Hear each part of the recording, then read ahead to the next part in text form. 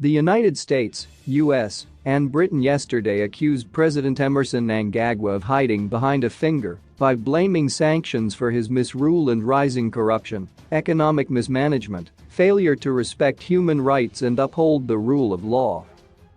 Their statements came as the government and ZANU-PF rallied supporters to hold choreographed events countrywide to protest alleged sanctions by the West. Yesterday's protests were also seen as an attempt to put up a show for the United Nations Special Rapporteur on Sanctions, Helena Douhan, who is in the country on a 10-day visit to assess the impact of the sanctions on ordinary Zimbabweans. But the US and Britain yesterday maintained that Mnangagwa's government was using sanctions as a scapegoat for failure to run the economy and to distract citizens from scrutinizing his misrule. Blaming sanctions is a convenient scapegoat to distract the public from the real reasons behind Zimbabwe's economic challenges: corruption, economic mismanagement, and failure to respect human rights and uphold the rule of law, the US said in a statement yesterday. Billions of dollars have been lost due to decades of corruption and harmful economic policies which have culminated in the current economic crisis. Zimbabwe has had both prosperous and difficult years during the life of the targeted sanction program. Implementation of economic and political reforms is the key to improving Zimbabwe's trajectory. The embassy said the Zimbabwean government as a whole was not subject to US sanctions, but only 83 individuals and 37 companies in a country of over 15 million were targeted. The US government can lift sanctions under various circumstances, for example, when sanctioned individuals or entities stop engaging in the behavior that landed them on the sanctions list in the first place.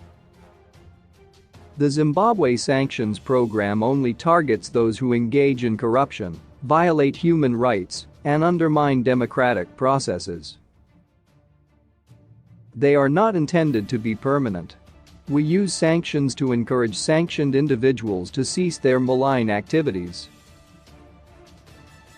There is no US trade embargo on Zimbabwe. If an individual or entity is not on the sanctions list, US companies can trade with that individual or entity. In fact, the US Embassy is here to help Zim businesses find trusted US partners for their needs. The US said it was not an enemy to Zimbabwe, but was using sanctions to leverage political and economic reforms and human rights observation. It said it had all along supported Zimbabwe's health and education sectors, as well as several aid interventions which amounted to several billions of dollars. In a statement, the British Embassy also stated that trade between the UK and Zimbabwe was US $244 million during the last financial year. UK sanctions are asset freezes and travel bans on 5 Zimbabwean individuals for corruption and rights abuses. They don't stop trade. Let's get this straight.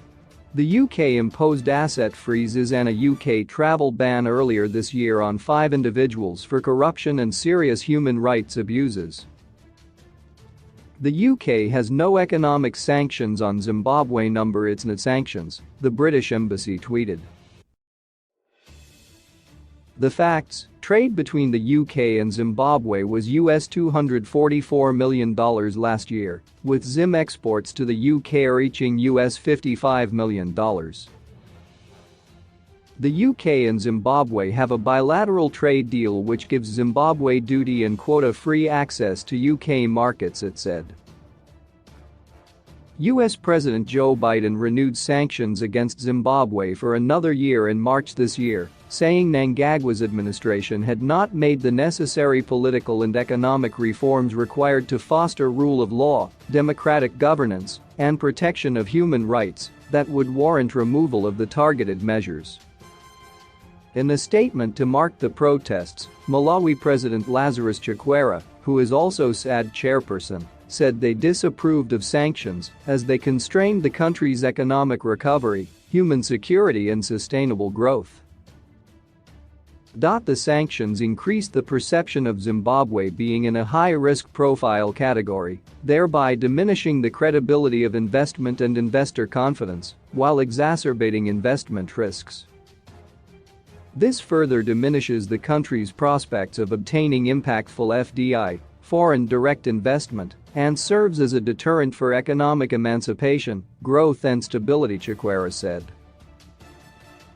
At the anti-sanctions event in Harare, ZANU-PF Secretary for External Relations, Simbrish Mnangagwa said independent estimates showed that the country lost over $42 billion over the past 20 years due to sanctions.